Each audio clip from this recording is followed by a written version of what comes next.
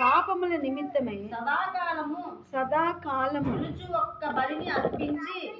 నిలుచు ఒక్క బలిని అర్పించి అప్పటి నుండి తన శత్రువులు తన పాదములకు పాదపీఠముగా చేయబడు వరకు కనిపెట్టుచు దేవుని కుడి పార్శ్వమున ఆసీనుడాయను. చదువు. ఒక్క అర్పణ చేత ఈయన పరిశుద్ధపరచబడు వారికి సదాకాలమునకు సంపూర్ణంగా చేసి చాలు. ఈ వాక్యం ద్వారా దేవుడు మనతో మాట్లాడినట్లుగా చిన్న ప్రార్థన నాతో కూడా ఏకీభవించి ఏమడగాలి?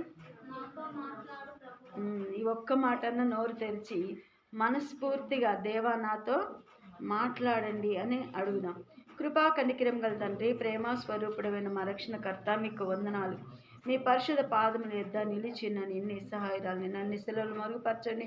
నా నోటిని మీ బోరుగా వాడుకొని నాతో మాతో అందరితో మాట్లాడి మీ మాటల వలన అయ్యా మేము తెలుసుకోవలసిన సత్యాన్ని గ్రహించి దాని ప్రకారంగా లోబడి జీవించగలిగే కృప దయచేయమని యేసు నామములో అడిగి వేడుకున్నాం తండ్రి. ఆమేన్. దేని స్తోత్రం, దేని స్తోత్రం. ఇక్కడ మనం చూసినట్లయితే యేసు ప్రభు వారిని ఏమని ఈ పరిశుద్ధ లేఖనం తెలియజేస్తూ ఉందనంటే యాజకుడు అనే సంగతిని తెలియజేస్తూ ఉంది. యేసు ప్రభు వారు ఎవరంట? యాజకుడు అంట. ఇంకా మనకి ప్రధాన యాజకుడు ఆయన సదాకాలము మన యొక్క పాపముల నిమిత్తము ఒక్క బలి ద్వారా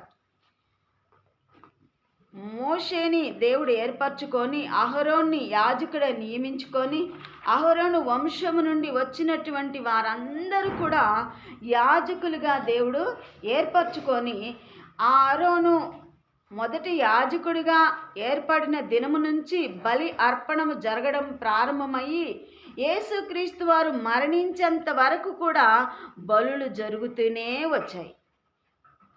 అహరోను ఎప్పుడైతే యాజకుడు అయ్యాడో అహరోను యాజకత్వము చేసిన మొదలు అంటే బలి అర్పణ ప్రారంభించిందే అతని ద్వారా.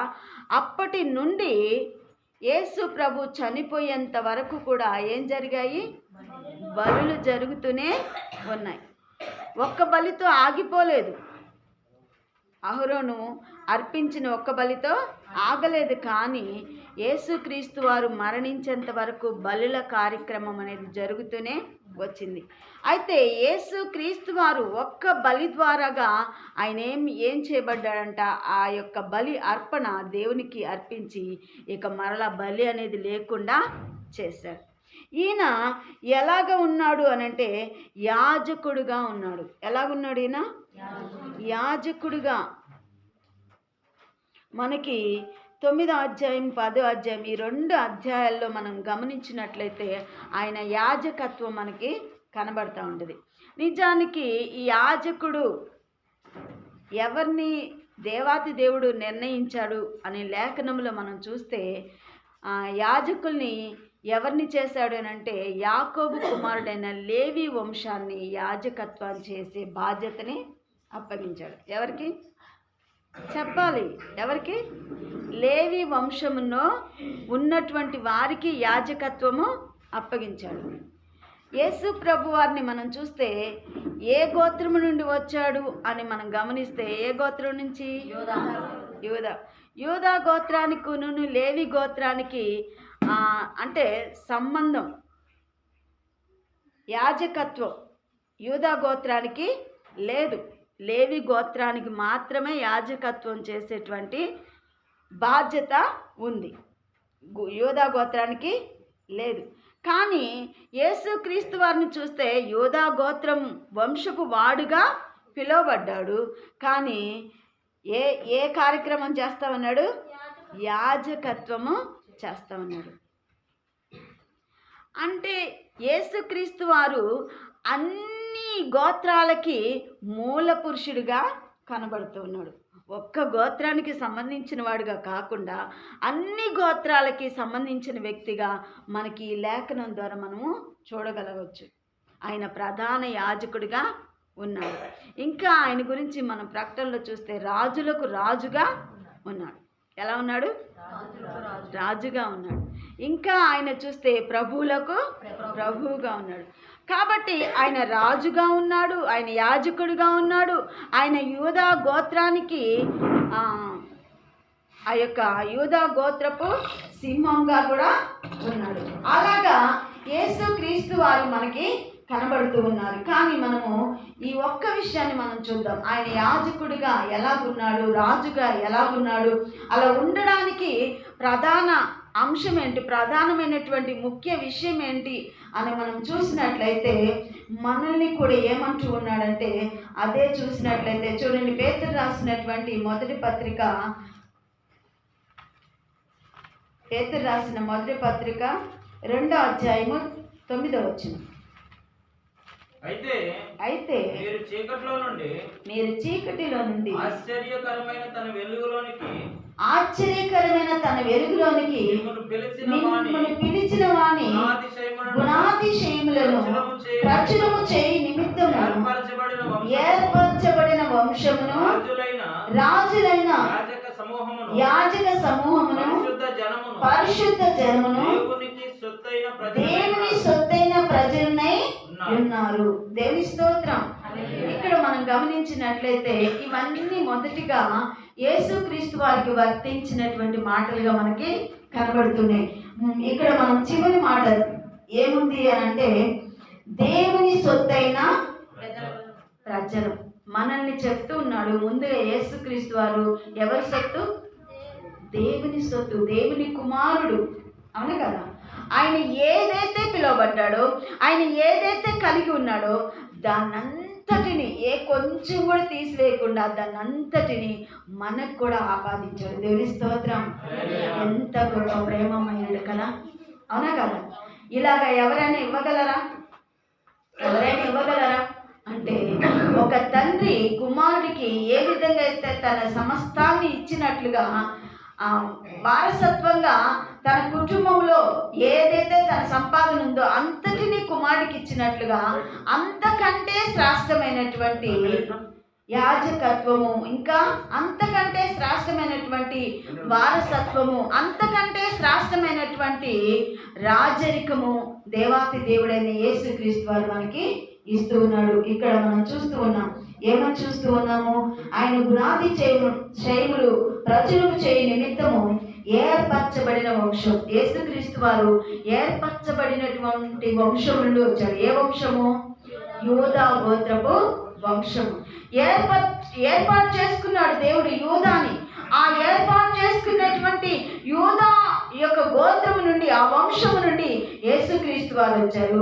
ఆ యొక్క గోత్రం నుండి వచ్చినటువంటి యేసుక్రీస్తు వారు మనల్ని కూడా ఏమంటూ ఉన్నాడు? ఏర్పాటు చేసుకున్నటువంటి వంశము. ఆ వంశము నుండి వచ్చినటువంటి వారం అనేసి మనల్ని, ఆయన వంశాన్ని మనకి ఆపాదిస్తూ ఉన్నాడు. మనల్ని కూడా యూదా గోత్రము వంశపు వారు అని ఆ అంశాన్ని మనకి అనుగ్రహిస్తూ ఉన్నాడు. ఎంత గొప్ప విషయం! వాస్తవానికి మన పుట్టుక చూసినా, మన యొక్క తల్లిదండ్రుల యొక్క వంశాన్ని చూసినా మనం అసలు ఈ వంశాన్ని పిలిపించుకునే అర్హత కానీ యోగ్యత కానీ మనకి లేదు. కానీ యేసు ప్రభుని ఒకే ఒక్క మనస్ఫూర్తిగా హృదయపూర్వకంగా ఆయన మనం దేవుడిగా స్వీకరిస్తే చాలు. కానీ ఇవన్నీ కూడా మనకి ఆపాదిస్తూ ఉన్నాడు, ఇవన్నీ కూడా మనకి అనుగ్రహిస్తూ ఉన్నాడు. ఈ అనుగ్రహము అంటే ఏంటిదంటే ఏది పొందడానికి అర్హత లేదు, కానీ ఆయన ప్రేమతో, ఆయన కృపతో మనకి ఇస్తున్నటువంటి వరం. అనుగ్రహం అంటే ఏంటి? అది వరము లాంటిది, ఈవి లాంటిది. దాన్ని పొందుకునే అర్హత లేదు, కానీ ఆయన కేవలం ప్రేమతో ఇస్తున్నటువంటి బహుమానం అది. అలాగా ఏ విధంగా ఇస్తూ ఉన్నాడు అంటే మనల్ని ఆయన యొక్క వంశంలోనికి చేర్చుకుంటూ ఉన్నాడు. ఇంకా ఏం చేస్తూ ఉన్నాడు?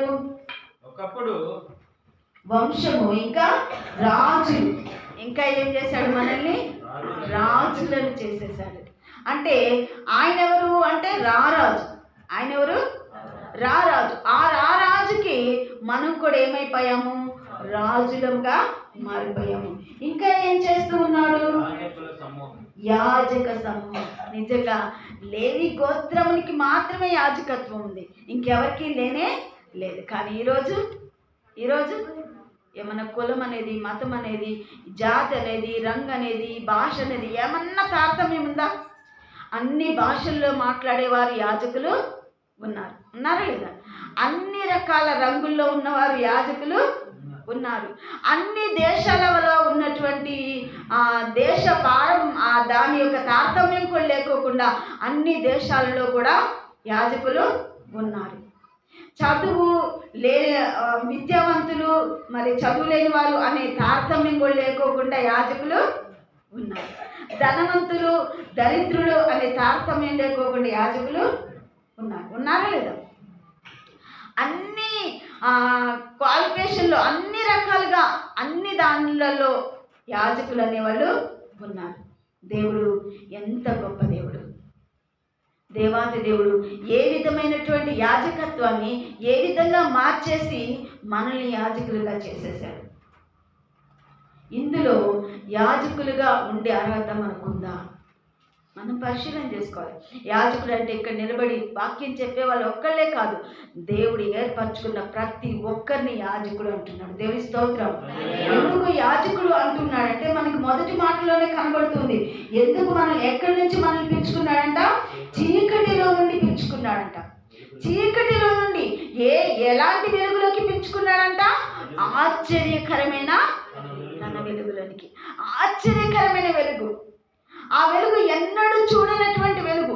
ఆ వెలుగు ఎవరి జీవితానికి ఏ విధమైన మార్పు తీసుకొని వస్తుందో అది ఎరుగినటువంటి వెలుగు. ఎంతటి త్రాగుబోతునైనా, ఎంతటి వ్యభిచారినైనా, ఎంతటి విగ్రహారాధికుడైనా, ఎంతటి లోపినైనా, ఎంతటి క్రూరత్వం కలిగిన హంతకుడైనా మార్చగలిగిన శక్తివంతమైనటువంటి వెలుగు. దేవుని స్తోత్రం. అలాంటి వెలుగు ఎక్కడి నుండి తీసుకొని వచ్చిందంటే ఇవన్నీ కూడా ఇప్పుడు నేను చదివినవన్నీ కూడా చీకటి సంబంధమైనటువంటి క్రియలు. అలాంటి చీకటి సంబంధమైన క్రియల్లో నుండి ఆశ్చర్యకరమైన వెలుగు వచ్చి మనల్ని ఏం చేసింది తెలుసా?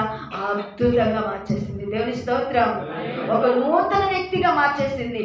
ఇంతకు ముందు ఇతను భయంకరమైన బూతులు మాట్లాడేవాడు. ఇప్పుడు చూస్తే అతని నోట ఈ మాట ఇంతకు ముందు ఇలాంటి మాటలు మాట్లాడా అని ఆశ్చర్యపోయేలాగా కనబడుతూ ఉన్నాడు.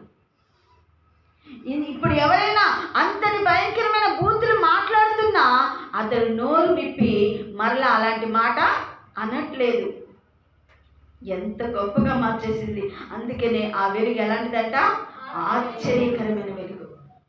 అలాంటి వెలుగు ఇప్పుడు ఎందుకు మనల్ని తీసుకొని వచ్చింది ఇంకా మనం చూస్తే కనబడుతుంది. చూడండి, మిమ్మల్ని పిలిచిన వాని గుణాతిశయములను ప్రచురము చేయ నిమిత్తము.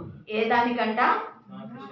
ఆయన యొక్క మనల్ని ఏ ఆశ్చర్యకరమైన వెలుగైతే మనల్ని పిలిచిందో ఆ వెలుగు ఎలాంటి వెలుగో, ఆ వెలుగులోకి వచ్చినాక నీ బ్రతికి ఎలా మారిందో, ఆ వెలుగు నిన్ను ఎలా వెలిగించిందో, ఆ వెలుగులో ఉన్నటువంటి ఆ గుణాతిశయాలు ఏంటో, నువ్వు ఏ విధంగా రుచి చూసావో, వాటిని ఏ విధంగా అనుభవించావో దాన్ని నువ్వేం చేయాలా? ఏం చేయాలి? జనాలకు చెప్పాలి, ప్రచురం చేయాలి. అంటే అనేకులకి తెలియచేయాలి. అనేకులకు తెలియజేయడం అనేది ఏ పద్ధతి? అది యాజకత్వం. దేవుని స్తోత్రం. అది ఏ పద్ధతి? యాజకత్వం. అవునా కాదా?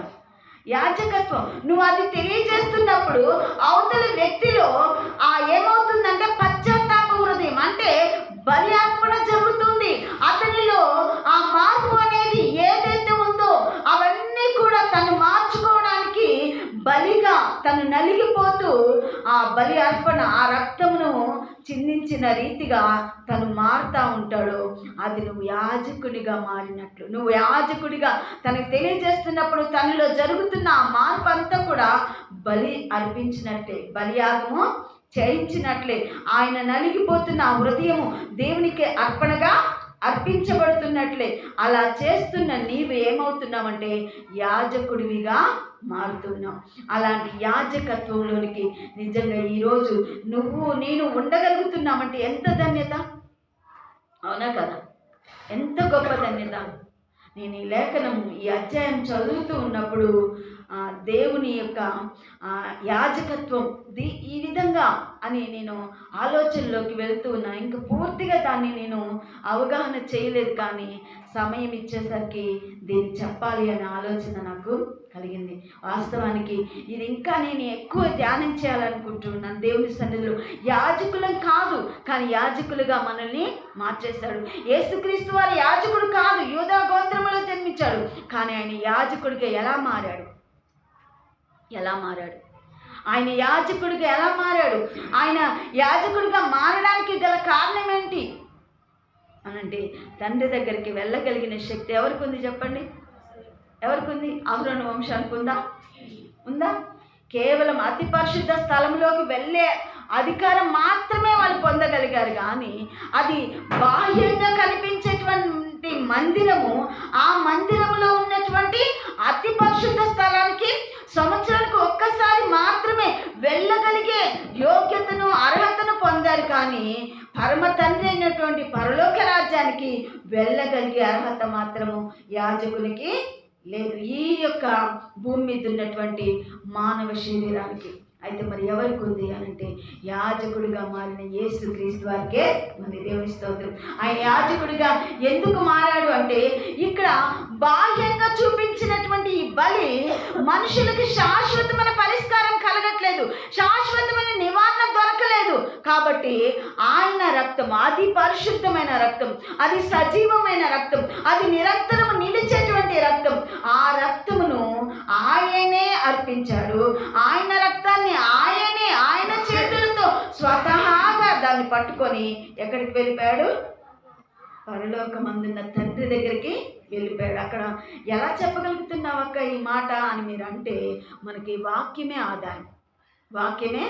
ఆధారం. మనం చూస్తే యోహాను సువార్త 20వ అధ్యాయంలో మరియమ్మ దగ్గరికి వచ్చి మాట్లాడుతూ ఉన్నాడు యేసు ప్రభువారు. మరియమ్మ ఆ సమాధి బయట నిలుచుని అక్కడ కూర్చుని ఏడుస్తూ ఉంది, భయంకరంగా ఏడుస్తూ ఉంది. ఆమె ఎవరిని చూసినా గుర్తుపట్టలేనంత కన్నీళ్లతోటి ఆమె నిండిపోయింది. ఆమె హృదయం అయితే వేదనతో ఉంది. అలాంటి సమయంలో ఆమె దగ్గరికి వచ్చి యేసు ప్రభు ఆమెని పరిచయం చేసుకున్నాడు. మరియా అని పిలిచేసరికి అప్పుడు గుర్తుపట్టింది కదా, గుర్తుపట్టి రబ్బుని అని అంటే దాని అర్థం ఏంటి? బోధకుడా అని చెప్పి ఏం చేయబోయింది? ఆయన పాదాలు తాకాలని చూసింది. యేసు ప్రభు ఏమన్నారు? నన్ను ముట్టుకోవద్దు, నేను ఇంకా చూసావా? ఆయన ప్రేమ తండ్రి దగ్గరికి కూడా వెళ్ళకుండా ఎవరి దగ్గరికి వచ్చేసాను? ముందు మరియమ్మ దగ్గరికి. మనం గమనించాలి దేవుని ప్రేమ ఎంత గొప్పదో. నువ్వు కన్నీళ్లతో నీ హృదయం విరిగిపోతుంటే ఆయన వెంటనే పరలోకం నుండి దిగి వచ్చేంత దగ్గరగా ఉండేంత దేవుడు, అంత సమీపంగా వచ్చే దేవుడు. అందుకని యెషయా గ్రంథంలో యెషయా ప్రవక్త అంటున్నాడు, యెహోవా దొరుకు కాలములు మీరు ఆయనని వెతకండి, ఆయన సమీపంగా ఉండగానే ఆయన్ని వేడుకోండి. ఎందుకు ఈ మాట చెప్తూ ఉన్నాడు అనంటే, పరలోకం నుండి కూడా దిగి రాగలిగినంత శక్తిమంతుడు, అంత త్వరగా రాగలడు కానీ కృపకాలం ఉన్నంత వరకే అవకాశం ఉంది. ఈ కృపాకాలం గతించిపోయాక ఇక తండ్రికి మన మనవి చేరదు, ఆయన మన దగ్గరికి రాడు. మన మనవి వెళ్ళినప్పుడు ఆయన ఎందుకు వస్తాడు? అవునా కదా? అంటే ఈ విధంగా ఆయన మనకి సమీపంగా ఉన్నాడు. ఆయన మనకి సమీపంగా ఉన్నాడు అనడానికి ఈ మరియమ్మే నిదర్శనం. వెంటనే ఆయన చెప్తూ ఉన్నాడు, అమ్మా నువ్వు నన్ను తాకొద్దు, నేను తండ్రి దగ్గరికి వెళ్ళాలి. తండ్రి దగ్గరికి ఎందుకు వెళ్ళాలి? ఆయన 40 దినాలు భూమి మీద సంచరించాలని లేఖనం సెలవిస్తూ ఉంటే మళ్ళీ తండ్రి దగ్గరికి ఎందుకు వెళ్ళాలి? ఇదే మనకు ఆధారం. ఒక్క బలి అర్పణ ఏం చేశాడు? తండ్రి దగ్గరికి తీసుకొని వెళ్ళాడు. ఆ పరిశుద్ధ రక్తమును తండ్రికి సమర్పించి ఆ రక్తములో మనల్ని అందరినీ చూపిస్తూ ఉన్నాడు. ఎవరైతే యేసు ప్రభుని హృదయపూర్వకంగా విశ్వసిస్తారో, ఆయన మృతుల నుండి లేచాడు, నాకు కూడా పునరుద్ధానం ఉందని ఎవరైతే నమ్ముతారో వారినందరినీ కూడా ఏ రక్తముల నుండి చూపిస్తున్నాడు? యేసయ్య రక్తముల నుండి తండ్రికి చూపిస్తున్నాడు. ఇగో జీవన కుమార్ని చూడేసయ్యా అని, అదే జీవన కుమార్ని చూడు తండ్రి అని చెప్పి ఎవరి రక్తముల నుండి చూపిస్తున్నాడు? యేసయ్య రక్తము నుండి చూపిస్తున్నాడు. అప్పుడు జీవన కుమారి ఎలా కనబడుతుంది? ఎలా కనబడుతుంది? ఆ పరిశుద్ధమైన రక్తము మనల్ని పరిశుద్ధంగా చూపిస్తూ ఉంది, పరిశుద్ధంగా చూపిస్తూ ఉంది. ఆ పరిశుద్ధత నుండి పక్కకు తొలగినాం అనుకో, అంటే నీ ప్రవర్తన విధానం, నీ నడవడి విధానం ఇంకా యేసుని అంగీకరించినట్టుగా పైకి భక్తిగా ఉంటూ దాని శక్తిని పొందినట్లయితే నువ్వు ఆ రక్తంలో నుండి కనబడవు, పక్క నుండి కనబడతావు. కానీ నువ్వు ఆ రక్తంలో నిలిచి ఉండాలి. ఏ రక్తంలో? యేసయ్య రక్తంలో నువ్వు నిలిచి ఉండాలి. ఆ రక్తంలో నిలిచి ఉన్నప్పుడు అప్పుడు తండ్రి చూసినప్పుడు పరిశుద్ధురాలిగా, పరిశుద్ధుడుగా మనం అందరము కనబడతాం. ఆయన యాజకత్వం అందు నిమిత్తం చేశాడు. దేవుని స్తోత్రం. మనకి ఆ యాజకత్వం ఎందుకు అప్పగించాడంటే, ఏ యాజకుడిగా మన జీవితాన్ని మార్చాడు, ఏ యాజకుడిగా, ఏ రాజుగా, ఏ విధమైనటువంటి కుమారుడిగా మన బ్రతుకుల్లోకి వచ్చి ఆయన ఆశ్చర్యకరమైన వెలుగు ఏ స్థితిగతిని మార్చేసిందో ఆ స్థితిని మనము పొందినటువంటి ఆయన గుణాతిశయములు, ఆశ్చర్యకరమైన ఆ వెలుగులో ఉన్నటువంటి ఆ గుణాతిశయాల్ని మనం కూడా ఏం చేయాలా? ప్రచురము చేయాలి. ఆ ప్రచురము చేసే విధానమే యాజకత్వం, ఆ ప్రచురము చేసే గుణమే యాజకత్వం. అలాంటి యాజకులుగా మనం అందరము నిలబడాలి.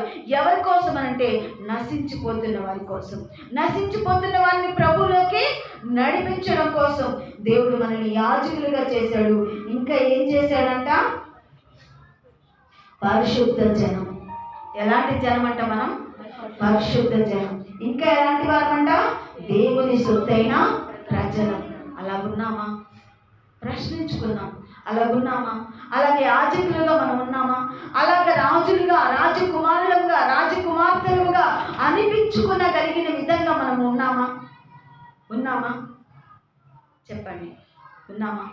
అన్నయ్య చెప్పిన ఉదాహరణ జ్ఞాపకం చేస్తూ ఉన్నాను. ఏంటిది అంటే, బురదలో పొర్లుతున్నటువంటి పందిని తీసుకొని వచ్చి ఎంతో శుభ్రం చేసి దాన్ని ఎంతో అలంకరించి తనతో పాటుగా తాను ఎక్కడ పడుకుంటే అక్కడ, తన పట్టుపరుపు మీద పడుకుంటే అక్కడ ఆయన భోజనం చేసే ఆ యొక్క భోజనపు బల్ల ఎంతో గొప్ప విందు, అవునా కదా?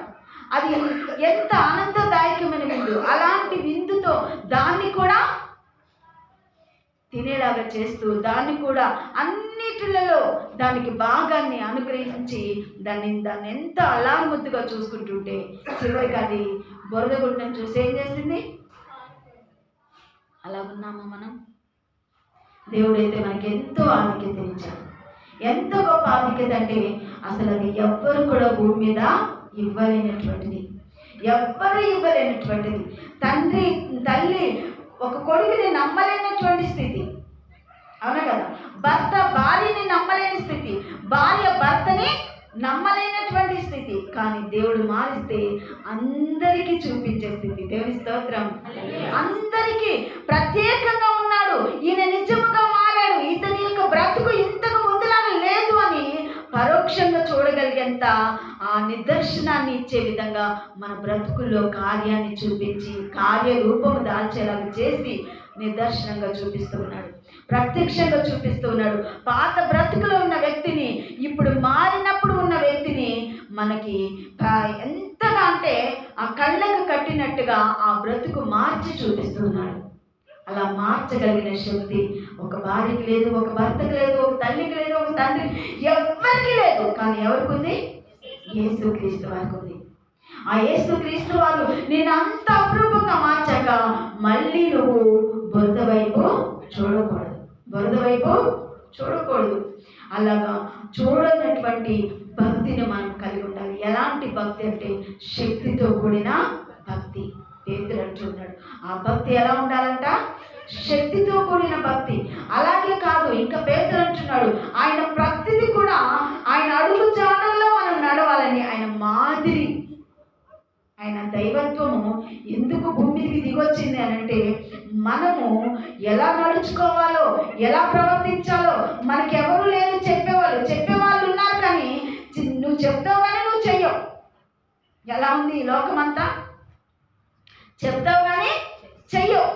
అలా ఉన్న ఈ లోకంలో ఎవరికి వారము సరి చేసుకుందాం అని ట్రై చేస్తున్నారు. కానీ మళ్ళీ ఎప్పటాటే, మళ్ళీ ఎప్పట్లాగే ఎంతో ప్రయత్నం చేసి నిలబడటానికి ట్రై చేస్తారు. ఇంతెందుకు, ఈ జనవరి పండుగకి చాలామంది అంటే దేవుని నమ్మకం ఉంది, అన్నయ్య కూడా అంతే, ఇప్పటి నుంచి నేను తాగను, సినిమాలు చూడను, ఇక సిగరెట్లు తాగను, ఇచ్చేయను అచ్చేయనని ప్రమాణం చేస్తారు.